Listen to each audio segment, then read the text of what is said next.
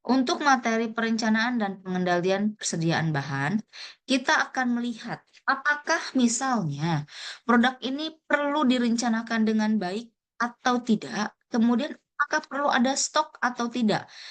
Kadang-kadang gini, kalau misalnya produksi makanan, kosmetik, ataupun misalnya minuman yang ada masa kadaluarsanya, kemudian yang bersinggungan dengan kulit tubuh yang dikonsumsi oleh tubuh, masuk dalam organ tubuh. Nah, itu kan perlu ada perhatian khusus. Beda sama misalnya pakaian, atau misalnya kemeja, atau misalnya hijab dan lain sebagainya, dompet. Walaupun dompet ada masa misalnya bahan kulit itu pasti ada waktunya dia rusak, ngelotok, merudul gitu ya kulitnya teh. Eh, Pasti ada masa seperti itu. Tapi lebih spesifikasi kepada produk-produk yang spesialis lah. Makanya kenapa makanan, minuman, kemudian kosmetik itu harus ada BPOM-nya, labeling halal. Mungkin teman-teman juga tahu berapa biaya untuk melabelkan halal, kehalalan produk, kemudian BPOM, ada izin produksi, ada izin produksi makanan, sehingga bisa dipercaya oleh masyarakat. Masyarakat tentu akan lebih memilih produk-produk yang sudah berstandarisasi ISO, sudah ada SNI-nya, sertifikasi halalnya dibandingkan dengan produk yang belum ada. Nah, ini ketika kita mengendalikan dan merencanakan, jangan sampai produk itu banyak yang peminatnya, demand-nya banyak, permintaannya banyak, tetapi stok kita habis. Kemudian untuk proses produksinya cukup panjang, memakan waktu sampai 3 bulan, 6 bulan bahkan. Nah, itu kan eh waiting apa ya, idle time tersebut, orang harus menunggu, itu akan menghasilkan kerugian bagi perusahaan. Kita aja kalau misalnya suruh nunggu waiting list, kemudian kita harus inden dulu. Biasanya kita akan beralih kepada produk yang lain. Masih banyak kok produk yang lain yang ready stock. Ngapain mesti nungguin? Nah, ada beberapa konsumen yang seperti itu. Nah, untuk menghindari ini perlu ada perhitungan di mana kita harus membuat kembali, kemudian di mana kita harus memesan kembali produk tersebut sehingga jangan sampai kehabisan atau kosong. Nah, yang dapat merugikan dari perusahaan. Jadi persediaan merupakan segala sesuatu atau sumber daya organisasi yang disimpan dalam antisipasinya terhadap pemenuhan permintaan. Ada beberapa jenis persediaan fisik. Misalnya persediaan barang mentah, persediaan barang berwujud seperti baja, kayu, komponen lainnya yang digunakan dalam proses produksi.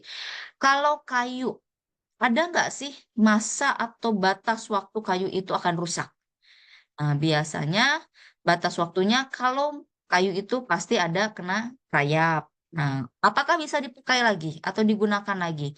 Kalau sudah kena rayap, tentu akan merugikan perusahaan.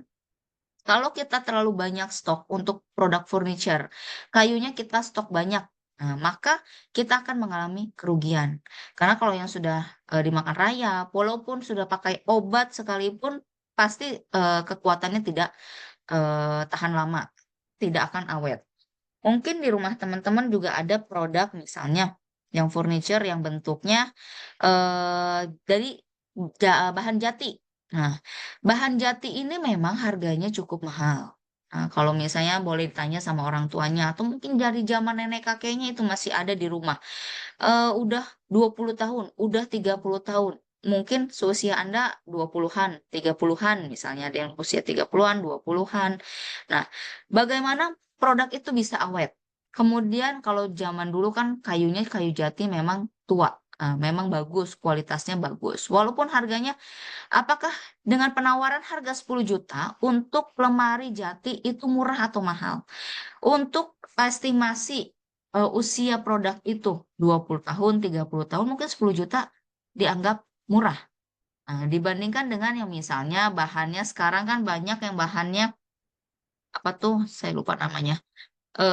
Yang dia cepet, kalau diketok aja langsung keluar bubuk-bubuknya, serbuknya. Saya lupa nama bahannya itu. Ya, nah itu kan memang murah meriah. Lemarinya harganya paling tidak 1 juta, 2 juta. Tapi bagaimana keawetannya?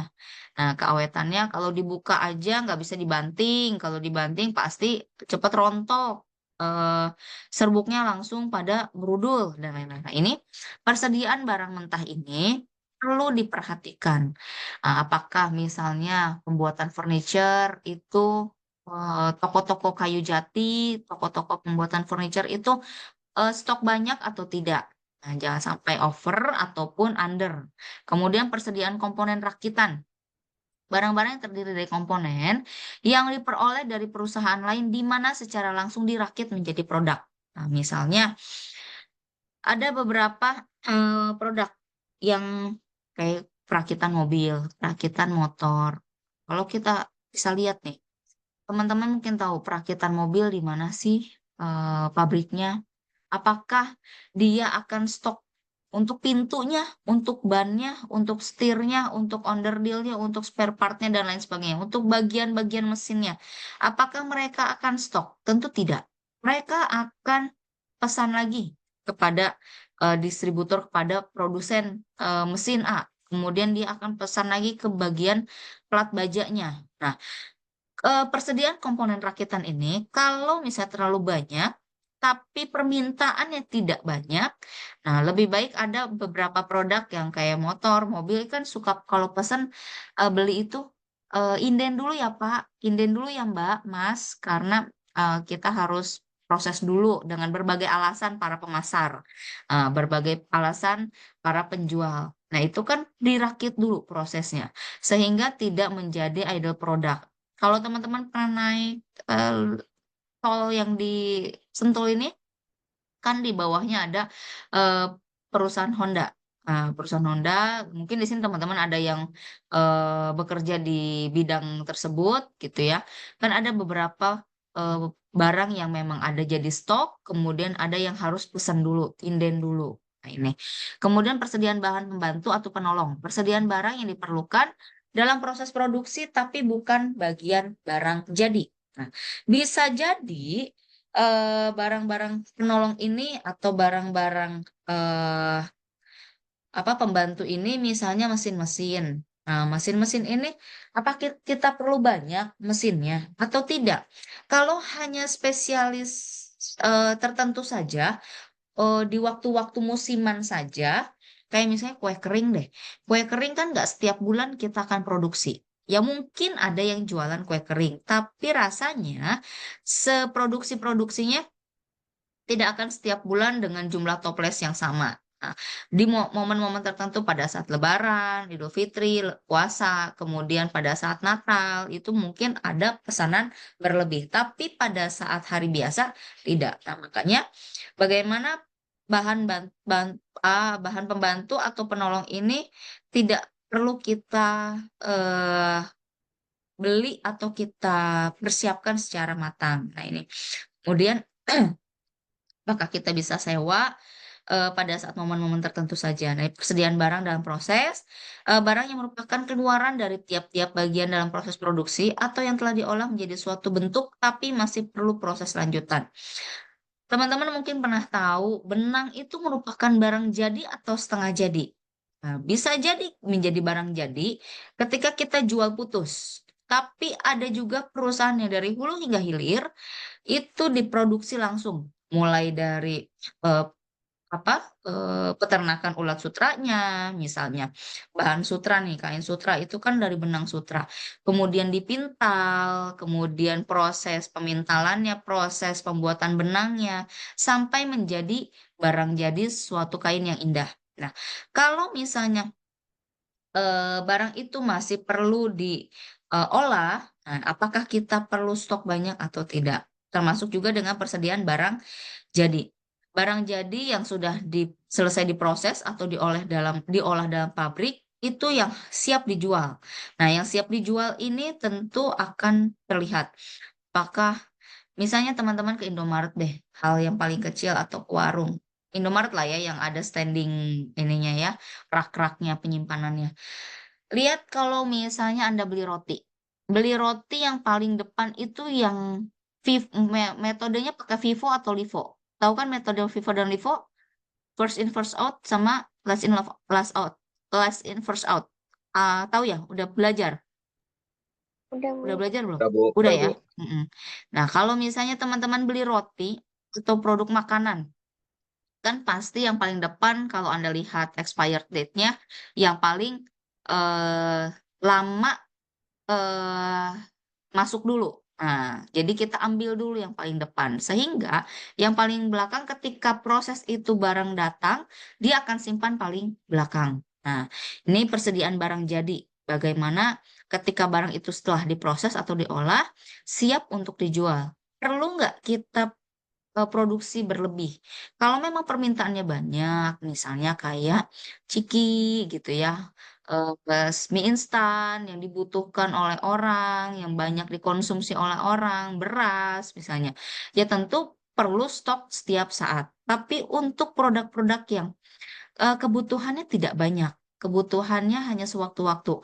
Jualan motor, jualan mobil mudah nggak sih? Nah, walaupun intensif, insentif dan komisinya besar para pemasar atau para marketer itu, tapi penjualannya tentu tidak mudah.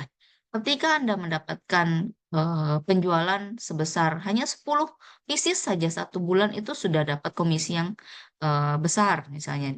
Tapi untuk penjualan produk yang lain kan akan berbeda. Nah, ini bagaimana persediaan ini diperlukan atau tidak.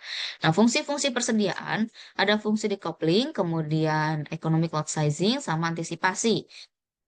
Yang memungkinkan operasi perusahaan internal dan eksternal mempunyai kebebasan, di mana persediaan ini memungkinkan perusahaan dapat memenuhi permintaan langganan tanpa tergantung pada supplier.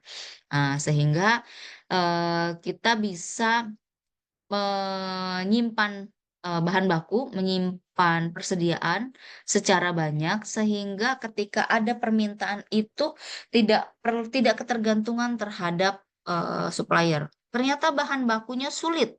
Kemudian apalagi misalnya gini, yang musiman, buah musiman itu mangga, durian. Tapi kan kalau yang usahanya jualan jus mangga, kemudian es durian, pancake durian, setiap bulan harus tetap terpenuhi kan? Nah, bagaimana ketika musim-musim itu sedang tidak ada, tidak panen buah-buah tersebut, kemudian bawang misalnya, tomat sedang tidak baik dan tidak bagus dan lain sebagainya. Apakah kita perlu impor? Nah, pilihannya ada beberapa pilihan. Apakah kita perlu impor?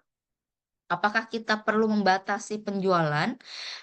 Kadang-kadang kalau kita beli produk itu suka oh ini udah sold out. Nah, sold out ini harus Anda perhatikan. Apa memang sudah habis? Baru juga jam segini, masa udah habis sih? Nah, atau memang mereka membatasi penjualan sehingga orang akan tertarik, orang akan menginginkan kembali, datang kembali dan lain-lain. Nah, ini kemudian fungsi economic lot sizing. Perusahaan dapat memproduksi dan membeli sumber daya dalam kuantitas yang dapat mengurangi biaya-biaya per unit, perlu mempertimbangkan penghematan. Nah, ini potongan pembelian, biaya pengangkutan per unit akan lebih murah. Kemudian fungsi antisipasi, di mana permintaan ini fluktuatif berdasarkan pengalaman masa lalu, musiman, sehingga dapat mengadakan persediaan musiman. Oke, ini biaya-biaya dalam persediaan. Tentu dalam persediaan pun ada biaya. Nah, makanya kenapa manajemen operasi produksi ini merupakan salah satu fungsi manajemen yang membutuhkan atau mengeluarkan biaya yang paling besar. Karena adanya biaya-biaya penyimpanan, kemudian pemesanan, penyiapan, kehabisan atau kekurangan bahan. Kalau ada penyimpanan, kita apakah harus sewa gudang? Kemudian kita harus melihat apakah ada biaya penghitungan fisik, ada kondisi laporannya, asuransinya, kemudian pajaknya, dan lain sebagainya. Pemesanan pun sama. Bagaimana ketika ada biaya-biaya yang dikeluarkan? Ada biaya pengiriman, kemudian biaya pemesanan, biaya eh, menggunakan alat transportasi apa? Darat, laut, udara, atau lain sebagainya. Nah, ada biaya yang dikeluarkan tenaga kerjanya. Nah, kemudian ada biaya penyimpanannya. Sorry, penyiapan.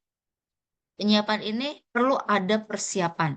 Ada beberapa persiapan, scheduling, kita penjadwalan, kita survei dulu. kemudian biaya ketika mesin itu tidak digunakan. Sudah kita pakai, sudah kita beli, tapi tidak 100% digunakan produksinya. Kemudian ada biaya kehabisan atau kekurangan bahan.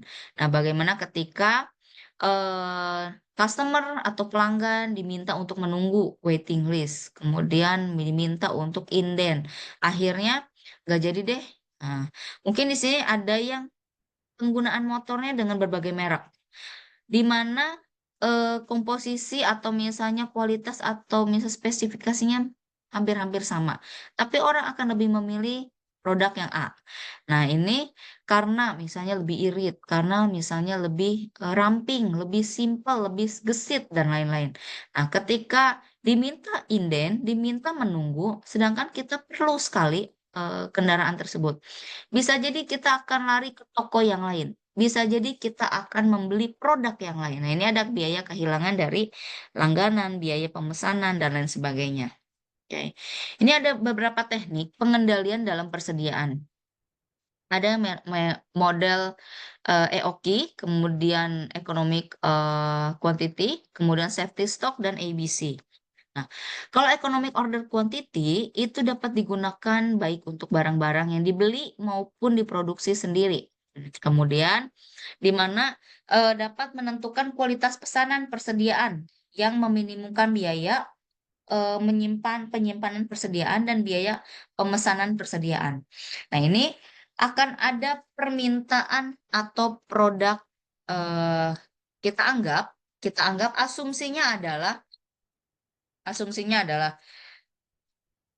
permintaan akan produk itu konstan, ceteris paribus. Kemudian harganya juga konstan. Biaya penyimpanan setahunnya konstan. Kemudian biaya eh, pemesanan juga konstan. Waktunya dan tidak terjadi kekurangan apapun. Oke, ini ada rumus untuk model EOK. Ada yang harus kita ketahui. H, S, L, D besar, D kecil, R, dan lain sebagainya. Oke, kita masuk ke perhitungan. Nah, rumusnya adalah economic order quantity ini kita lihat di biaya penyimpangan, kemudian biaya pemesanan, waktunya, dengan nanti kita lihat satu-satu. Nah, penggunaannya dan lain-lain. Rumus EOQ ini kita bisa perhatikan rumusnya adalah akar dari 2 dikali S dikali D. Ini SD-nya bukan standar deviasi ya, bukan standar deviasi yang sebelumnya tadi. Nah, S dikali D dibagi H. Apakah S? S itu merupakan biaya pemesanan. Kemudian ada penggunaan atau permintaan yang diperkirakan per periodikal waktu tertentu. Nah, kemudian ada biaya penyiapan. Nah, ada biaya penyiapannya. Di sini ada grafik, ini kembali ke teori ekonomi. Teori ekonomi, di mana ada biaya total dan kuantitas. Ada biaya total, di sini ada price, dan ada quantity. Oke, grafiknya seperti ini. Ada biaya total cost, kemudian biaya penyimpanan, ada biaya pemesanan. Oke, kita lanjut.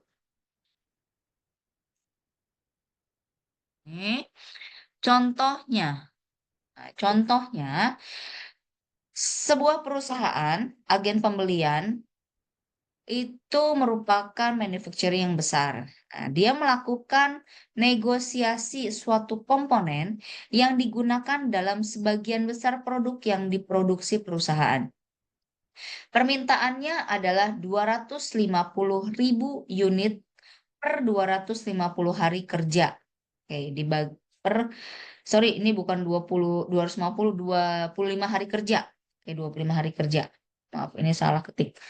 Nah, permintaan adalah konstan dan seragam. Sesuai tadi ya, ceteris paribus. Kita asumsikan. Kemudian biaya penyimpanannya adalah 50. Nah, kemudian biaya pemesanannya 35.000 per order. Dan penyedia memerlukan waktu 2 minggu atau 10 hari kerja untuk pengiriman. Akan diminta dengan pernyataan ini, yang diminta adalah titik pemesanan kembali. Berapa unit kita bisa memesan kembali ketika sudah mencapai unit terjual sebanyak berapa, kita bisa memesan kembali. Kemudian ada economic order quantity-nya dan biaya total cost-nya.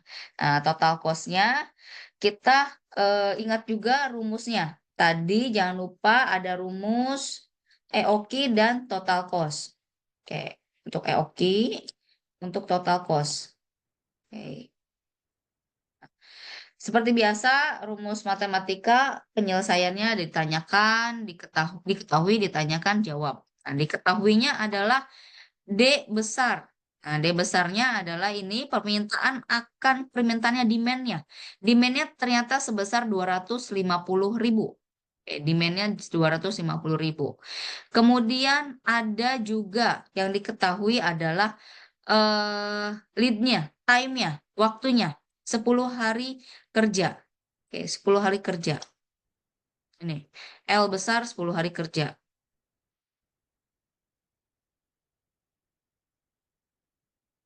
Kemudian eh kita diketahui juga biaya penyimpanan. Nah, biaya penyimpanan per komponen itu per tahun Rp50. Sama biaya pemesanan. S-nya 35.000. Nah, di mana kita bisa membeli atau memesan kembali, titik pemesanan kembali, dengan kalau misalnya yang kita cari adalah R besar, titik pemesanan kembali. Titik pemesanan kembali adalah rumusnya R besar sama dengan D kecil dibagi dikali L. Nah, untuk menentukan D kecilnya, ini yang diketahui baru D besar adalah permintaan, demand-nya. Nah, demand ini dibagi jumlah hari kerja. Demand-nya 250.000 dibagi jumlah hari kerjanya adalah, sorry, ini bukan 250 tapi 25.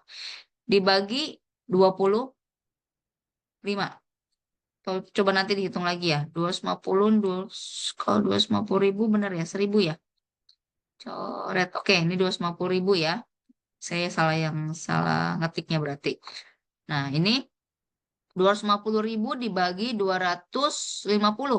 Berarti sama dengan dapat permintaan perharinya adalah 1.000 unit. Nah, ini dapat permintaan perharinya 1.000 unit. Masukkan ke dalam rumus untuk pencarian titik pemesanan kembali. Titik pemesanan kembali R sama dengan D kecil dikali L kali waktunya. Nah, 1.000 dikali 10 hari kerja. Oke, 10 hari kerja sama dengan 10.000 unit dapat. Sehingga titik pemesanan kembali untuk produk apa ini? Untuk perusahaan manufacturing ini sebesar setelah mencapai 10.000 unit. Oke.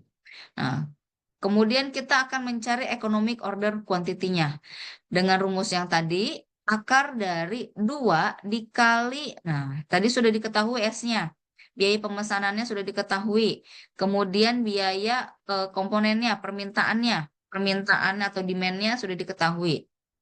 Nah, untuk biaya penyimpanannya juga sudah diketahui. Tinggal dimasukkan ke dalam rumus, dapat hasilnya 18.708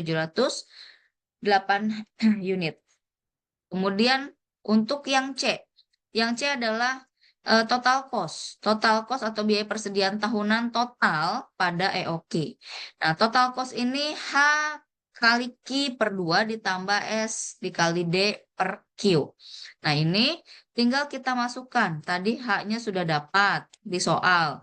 Kemudian Q-nya, kuantitinya sudah kita dapatkan untuk yang poin B. Nah, sudah dapat. 18.708. Kemudian S-nya ada, D-nya ada, Q-nya aja. Nah, tinggal kita hitung dan hasilnya 935.400. Sehingga total cost untuk persediaan tahunan pada quantity atau produk 18.000 unit itu sebesar 935.400. Oke. Ini yang metode EOQ. Sampai EOQ ada yang ingin ditanyakan dulu? Kalau misalnya nanti dalam ujian keluar, biasanya soal ini sudah diketahui. Jadi teman-teman tinggal mencari jawabannya.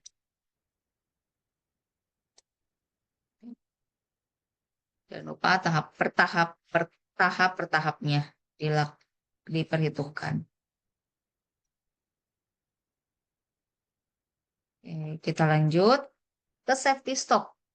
Nah, safety stock ini biasanya merupakan eh, hal yang tidak selalu kita perlukan, tidak selalu kita minta dalam setiap perusahaan. Ini tergantung dari bagaimana perusahaan itu menggunakan bahan, kemudian bagaimana datangnya bahan yang dipesan, apakah selalu tepat waktu ataupun tidak. Kalau misalnya tidak tepat waktu, maka kita perlu adanya safety stock atau persediaan penyelamat. Tapi kalau misalnya secara grafik, secara kebiasaan perusahaan itu mendapatkan bahan baku yang selalu tepat waktu. Nah, maka kita tidak perlu mempunyai stok yang banyak. Nah, ini jika tepat waktu maka tidak akan kehabisan bahan, tidak perlu ada cadangan penyelamat, begitupun sebaliknya. Nah, bagaimana cara menanggulangi kehabisan bahan? Ketika bahan baku habis, sumber dayanya habis, maka kita bisa pembelian bahan secara darurat. Ketika pembelian bahan secara darurat, tentu ada biaya yang dikeluarkan lebih karena misalnya kalau kita beli dalam jumlah besar, partai besar, gelondongan, biasanya akan lebih murah. Tapi kalau misalnya hanya eceran, bukan partai besar, biasanya akan lebih mahal. Kemudian mengadakan cadangan penyelamat. Nah, cadangan penyelamat ini bertujuan jika terjadi kehabisan bahan, proses produksi dapat dijamin kelanjutannya, kemudian diperlukan dalam menjamin kontinuitas proses produksi. Nah, ada dua hal pokok yang perlu diperhatikan. Bagaimana ketika kita menentukan cadangan penyelamat atau safety stock ini? Besar atau kecilnya kemungkinan terjadi kehabisan bahan dan mudah atau sulitnya ketika memperoleh bahan-bahan pengganti. Kalau dirasa kita memerlukan bahan itu suplainya dari daerah yang memang rawan bencana, kemudian rawan konflik gitu ya. Kan mau nggak mau akses pemesanan, pengiriman itu akan terhambat karena misalnya ada konflik antar desa, antar negara, antar wilayah misalnya di daerah tersebut. Mungkin pengiriman bahan itu akan menjadi terhambat. Nah, sehingga kita perlu adanya stok. Tapi kalau bahan baku itu dikirim dari daerah-daerah yang eh, aksesnya mudah, kemudian tidak pernah terjadi bencana, minimalisir lah. Mungkin kalau bencana tidak ada, yang rasanya tidak tidak ada juga, tidak ada wilayah yang tidak ada bencananya lah gitu ya. Tapi minim akan bencana dan lain sebagainya. Mungkin kita bisa secara mendadak untuk pemesanan. Oke, ini contohnya ada probabilitas. Kalau safety stock kita menggunakan probabilitas, berapa peluangnya dalam kehabisan bahan. Nah, ini contohnya suatu perusahaan mempunyai data penggunaan bahan selama waktu pemesanan tertentu, lead time-nya, L-nya. Daftar pemakaian bahan selama periode pemesanan ini disajikan. Pemakaian bahan, kemudian berapa ton, frekuensi pemakaiannya, kemungkinan probabilitasnya. Nah, kita akan lihat apabila jumlah persediaan bahan per periodikal ini sebesar 275 ton. Nah, maka tanpa mengadakan cadangan penyelamat atau misalnya diminta disertai cadangan penyelamat sebesar 50 ton. Ini akan kita perhitungkan. Kalau tidak ada cadangan penyelamat, kita akan lihat dari tabel. Dari tabel ini kita lihat yang periodenya mana? Periode yang ditentukan adalah 275. Nah, ini paling besar. Paling besar dengan probabilitas atau kemungkinan pemakaian bahannya 40,7%. Kemudian kita hitung dulu. Kemungkinan terjadi kehabisan bahan itu kita hitung dari yang pemakaian 300 sampai 350. 18,5 ditambah 11,1 tambah 7,5. Dapat hasilnya 37,1%. Kemudian kemungkinan kelangsungan proses produksi. Nah, karena ini yang paling besar. Nah, penghabisan bahan yang paling besar. Kalau kita menggunakan bahan sebesar misalnya 3,7, kemudian ditambah 5,9, tambah 5,2, tambah 7,4, tambah 40,7, ini sudah habis. Nah, sudah habis, maka kemungkinan kelangsungan proses produksinya lebih besar dibandingkan dengan setelah ketika kehabisan eh, bahan. Nah, ini kehabisan bahan itu berada di 275 ton karena ini penggunaan paling besar, kemudian bahan-bahannya habis. Nah, ini probabilitasnya, kemungkinan terjadi kehabisan bahan dan kelangsungan proses produksinya hanya dari sini sampai sini karena ini udah mentok banget, bahannya udah habis. Nah, kemudian apabila persediaan bahan 275 ton disertai cadangan penyelamat sebesar 50 ton, maka kita bisa hitung 275 ini ditambah 50 ton. Oke, ini untuk safety stock. Tapi biasanya jarang keluar di ujian untuk safety stock. Apalagi yang ini contoh 2. Ini lebih rumit lagi. Lebih rumit lagi untuk perhitungannya biasanya sih tidak keluar di ujian. Oke, ini nanti bisa dipelajari lagi dari perhitungannya. Kita akan skip aja untuk yang ini. Masuk ke analisis persediaan barang. Nah, persediaan ABC, tipe model yang ABC. Nah, dalam perusahaan harus menyimpan dan memelihara lebih dari 25.000 macam barang yang berbeda, di mana misalnya perusahaan ini tentu memiliki perusahaan teman-teman deh, atau di Fakultas Ekonomi dan Bisnis yang paling simpel yang bisa kita lihat. Pastinya ada lebih dari 100 barang yang disimpan di fakultas atau di perusahaan, bahkan bisa sampai ribuan. Mulai dari hal yang kecil, ya, hal yang paling kecil, hal yang paling receh, yang paling gampang didapatkan, gampang dihabiskan, kertas. Mulai dari kertas, penghapus, pensil, pulpen, sampai ke alat teknologi, komputer, mobil operasional, kemudian alat teknologi mesin, mesin oven, mesin cutting, dan lain-lain sebagainya.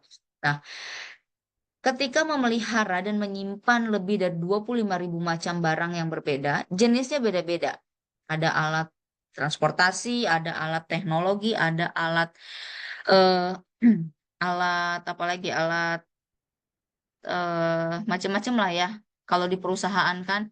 Nah, dari barang yang kecil sampai jepitan kertas, lem hingga barang yang besar tadi teknologi, komputer, mouse, kemudian CPU.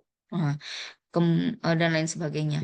Ini untuk lebih efektif, alokasikan sumber daya yang bisa kita kendalikan. Barang ini biasanya relatif lebih sedikit dengan nilai tertinggi yang memerlukan perhatian lebih besar. Ini disebut dengan hukum Pareto. Di mana hukum Pareto ini untuk lebih efektif mengalokasikan sumber daya untuk mengendalikan barang yang relatif lebih sedikit dengan nilai tertinggi yang memerlukan perhatian lebih besar. Ada 3 klasifikasi dalam kelompok, dibagi 3. Ada kelas A, kelas B, dan kelas C. Misalnya, pulpen itu pasti suka jalan-jalan. Sekarang ada di meja kita. Nanti 5 menit kemudian atau 10 menit kemudian ada yang mampir di meja kita, kemudian itu pulpennya tiba-tiba ada di meja orang lain. Atau bahkan mungkin ada di lantai lain. Nah, ketika pulpen, pensil, penghapus, kertas, itu pasti di perusahaan banyak jumlahnya. Banyak jumlahnya, dan biasanya tidak dinomoratur, tidak ada nomenklaturnya, tidak dinomorkan. Beda sama misalnya komputer, PC, CPU. Itu pasti ada inventarisasinya. Nah, inventarisasinya kalau CPU mungkin setiap ruangan kayak di FEB. Ada nggak sih laptop di setiap ruangan FEB? Nah, tentu tidak ada. Kemudian kalau pulpen atau spidol, kalau teman-teman minjem spidol ke TU, minta, nggak usah minjem, minta deh. Kadang-kadang kan nggak dikembalikan. Nah, kemudian hilang. Nanti minggu depannya ketemu lagi, minta lagi. Minggu depannya ketemu lagi, minta lagi. Ada berapa spidol yang sudah kita habiskan dalam satu periodikal tertentu, dalam satu minggu misalnya. Tapi kalau misalnya papan tulis yang sifatnya sedang ya. Papan tulis itu dengan harga yang sedang lah. Kalau spidol kan harganya paling berapa sih? 5.000, 10.000 paling bantar. Kemudian penghapus paling banter 5.000, misalnya 1.000. Itu mungkin tidak akan diberikan nomor. Tapi kalau komputer, kursi aja. Kursi bisa Anda lihat di belakangnya ada nomornya nggak?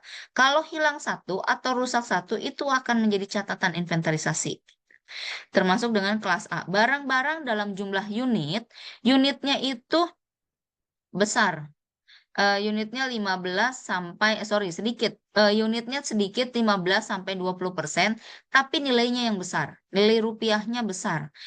Mobil operasional ada banyak nggak? Ada nggak lebih dari 10? Dalam satu perusahaan besar pun biasanya tidak lebih dari 10. Paling tidak 5. 3 sampai 5. Sisanya, kalaupun ada mobil operasional, bisa jadi bukan kepemilikan sendiri, tapi sewa. Nah, tergantung dari kebutuhan. Kemudian, tapi nilai rupiahnya itu besar. Nilai rupiahnya, kalau itu hilang, barang itu hilang, mobil operasional hilang, berapa rupiah kerugian bagi perusahaan? Kemudian kalau alat mixing tiba-tiba hilang atau rusak, maka investasi tahunannya itu akan eh, turun drastis. Nah, ini tapi jumlahnya hanya 15-20%.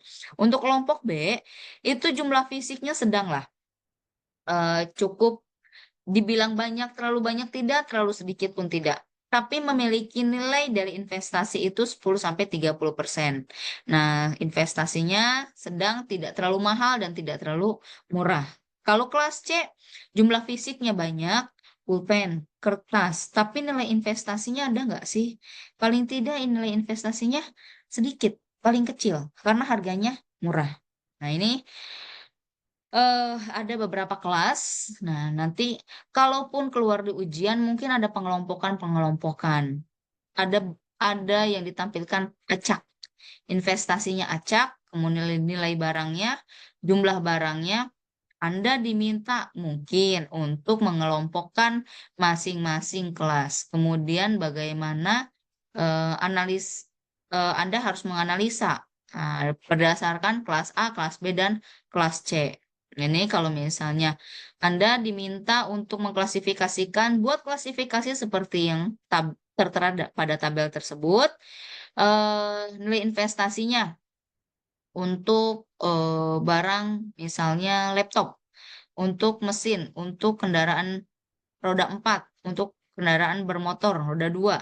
Nah, ini masuk ke dalam kelas A. Walaupun hanya nilai barangnya tidak banyak. Motor operasional 5. Kemudian motor operasional paling hanya 1%, hanya punya satu, hanya punya dua, hanya 4% dari seluruh nilai investasi. Nah, kemudian laptop dengan harga anggap 10-15 juta. Nah, 10-15 juta dengan nilai investasinya cukup tinggi, tapi tidak banyak. Mereka hanya punya 7, misalnya, hanya punya 8. Sampai ke pengklasifikasian kelompok yang C. Nah, dari yang nilainya murah, meriah, kertas satu rim berapa sih? Satu rim yang misalnya merek-merek N apa One. Kemudian Sinar Dunia, Bola Dunia 60.000. Wah, 60.000 berapa sih paling gitu. Persatuan kertasnya dibagi satu rim, dibagi berapa ratus lembar. Dengan jumlah kapasitas persentase barangnya lebih banyak. Nah, ini analisanya untuk kelas A adalah mengendalikannya secara ketat.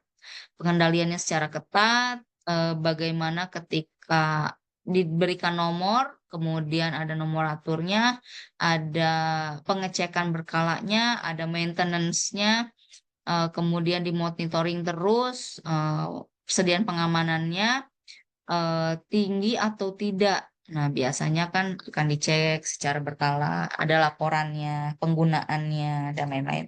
Sampai yang kelompok C, yang pengendaliannya longgar.